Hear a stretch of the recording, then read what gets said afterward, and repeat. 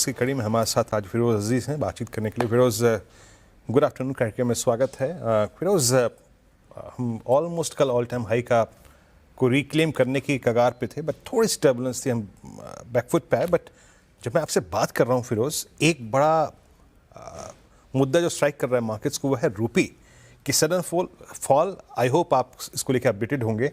We are at 89.47 all time low. ये sudden collapse का कारण क्या समझ रहे हैं आप Firoz? I think from a short term stand point इसकी जो ये है कि खबर from the trade war stand point थोड़ी पॉजिटिव नहीं दिख रही है। जो ग्रेप वाइन आ रहा है, point one. Point two, of course November की एफआई की सेलिंग वापस शुरू हुई है। अक्टूबर में पॉजिटिव आ गए थे 14,000 करोड़, बट अब नवंबर में अब तक already we have about 4,700 crore की आउटफ्लो। दूसरा, एक दो तीन बड़ी डील्स की बात चल रही है in terms of FPIs exiting from unlisted shares. काफी लार्ज वॉल्यूम्स के अनलिस्टेड शेयर के प्राइवेट इक्विटी फंड्स के एग्जिट्स काफी दिख रहे हैं। सो आई थिंक कुछ भी ट्रिगर कर सकता है। I am not be able to pinpoint आज का क्या कारण है, बट ये 3-4 कारण है जो रुपी स्लिप होता हुआ दिख रहा है फॉर द लास्ट 3-4 डेज।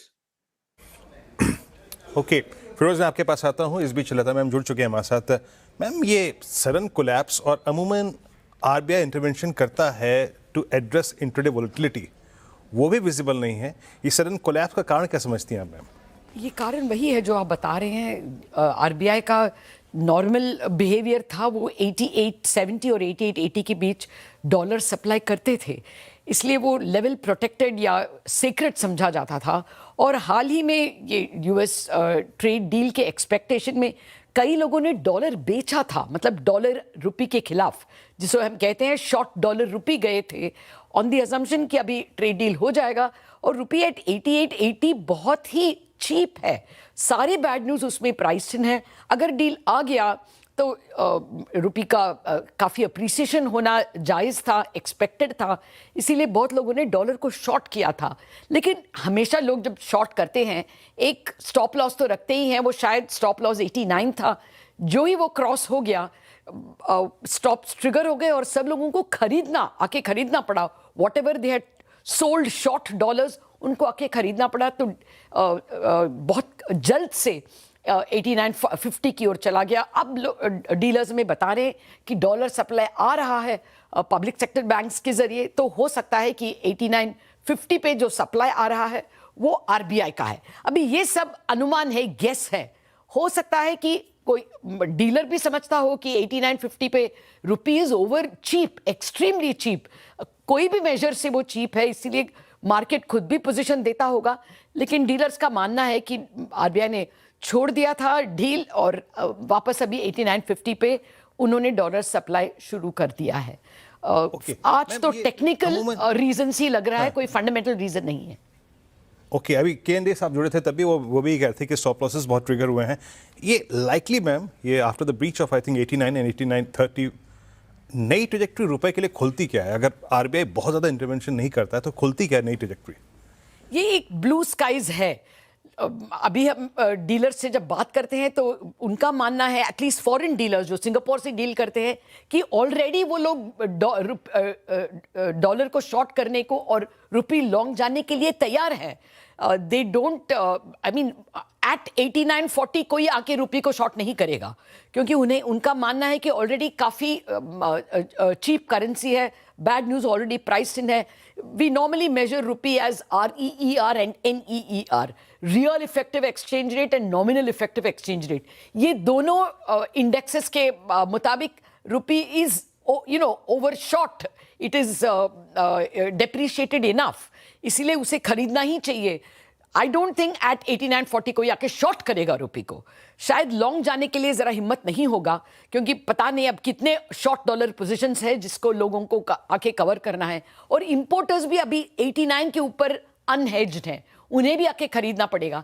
लेकिन हो सकता है कि 8940 के लेवल पे एक्सपोर्टर्स भी आके बेच सकते हैं। अभी the new Lakshman rekha for the last 15 minutes is 8950।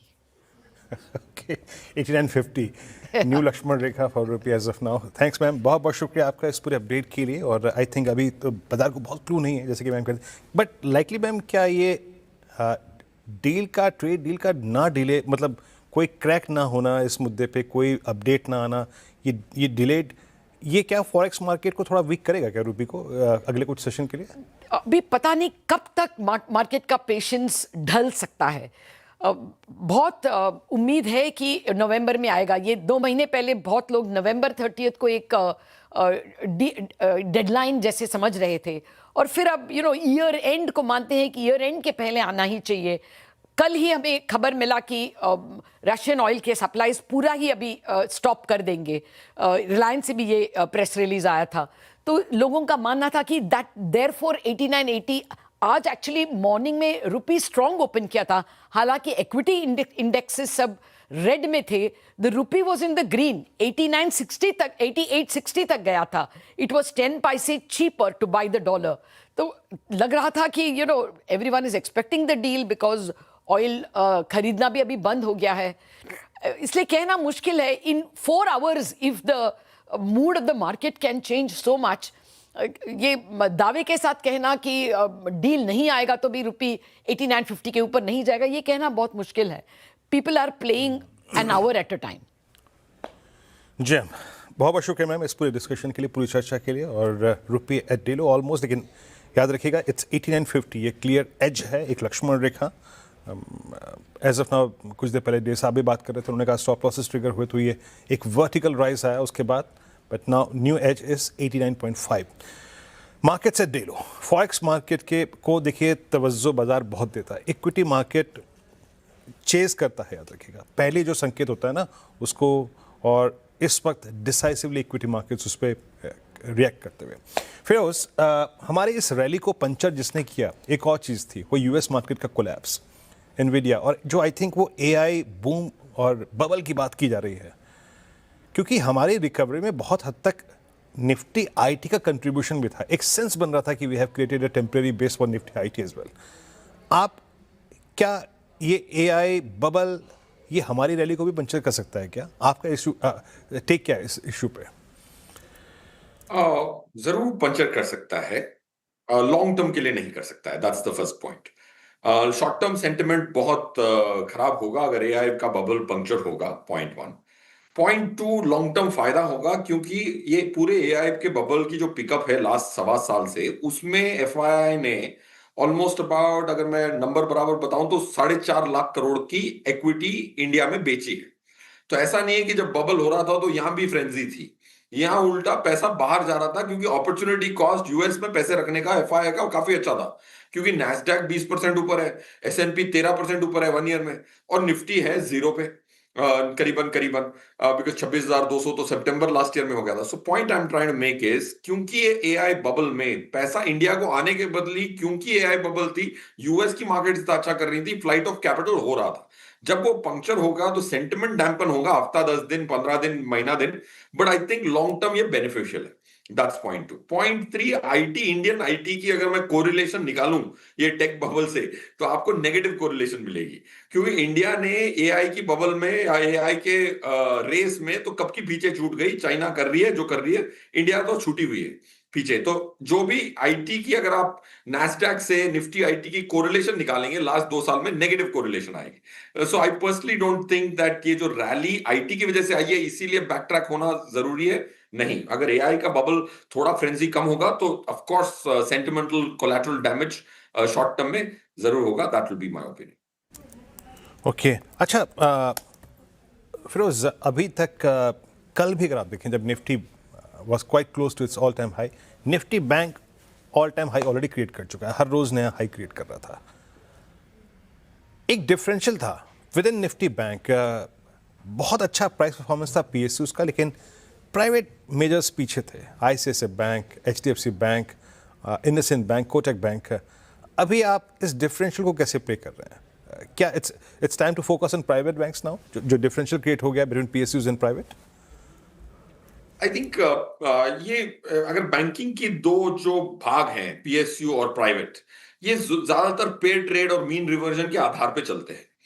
अगर आप इसकी कोई भी रेशियो निकालते हैं तो जब भी रेशियो एक तरफ पलड़ा भारी होता है तो दूसरे में फ्लाइट ऑफ कैपिटल देखने को मिलती है। तो ये दो क्लासिक पेयर ट्रेड्स की अपॉर्चुनिटीज जनरली होती हैं। तो हमने एक दो एल्गो लिखे थे जिसमें ratio between PSU and banking, private bank के रेशियो के आधार पर अगर आप एलोकेट करते हो तो निफ्टी बैंक को आप बीट कर पाते हो 3% पर एनम से। सो कमिंग बैक, आई पर्सनली थिंक ये जो झुकाव रहा है पीएसयू की तरफ, that was largely a mean reversion. क्योंकि अगर आप देख रहे हैं कि जो प्राइवेट सेक्टर बैंक्स हैं जिनकी हैवी वेट्स हैं निफ्टी में, heaviest weight is of course a bank, and top 5 में 3 बैंक हैं निफ्टी में, कभी 2 होती हैं कभी 3 होती हैं। तो मेरा ये मानना है कि ये मीन रिवर्जन प्ले है। मीन रिवर्जन की प्ले ऑलमोस्ट खत्म हो गई। वापस जब तक कि वो प्राइवेट बैंक की तरफ पलटा भारी नहीं होता, वापस ये मीन रिवर्जन पीएसयू के फेवर में नहीं आएगा। So I personally think the arbitrage is over. अच्छा, आखिरी प्रश्न पूछूंगा फिरोज आपसे यहाँ पे, इस अर्निंग सीजन का सबसे क्रीमी लेयर आपके मुताबिक क्या रहा, और जो कि आपकी इन्वेस्टमेंट थीम में यहाँ से सबसे ऊपर रहेगा अभी, जहाँ पे वैल्यूएशन का कंफर्ट भी आपको है?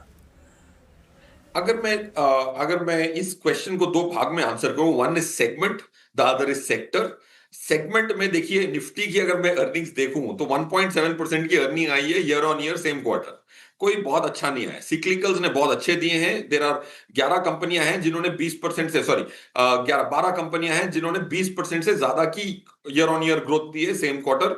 ऑलमोस्ट 14 हैं जो 10 हैं जो डीग्रो हो चुकी हैं, 24 हैं जो 0 से 20% की ग्रोथ दिखाई है। सो निफ्टी में कुछ ज्यादा तहलका मचा नहीं है from an earning standpoint. 1.7% is the weighted average free float earning, point 1।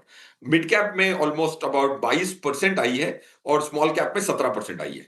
तो ये ब्रॉडर मार्केट की अर्निंग्स की रिवाइवल की जो स्टोरी हम 6 महीने से कह रहे हैं वो अब फाइनली देखने को मिल रही है। So I think that should continue. रहा सवाल सेक्टर का, सिक्लिकल्स की अर्निंग्स की रिवाइवल आई थिंक अगले क्वार्टर भी रहेगी। I think largely cyclicals, metals, infrastructure stocks की अर्निंग्स इस बार अच्छी आई है, बट आई थिंक उसका जो प्राइस मूवमेंट आएगा अगले क्वार्टर आएगा if this earning cycle of the cyclicals do well.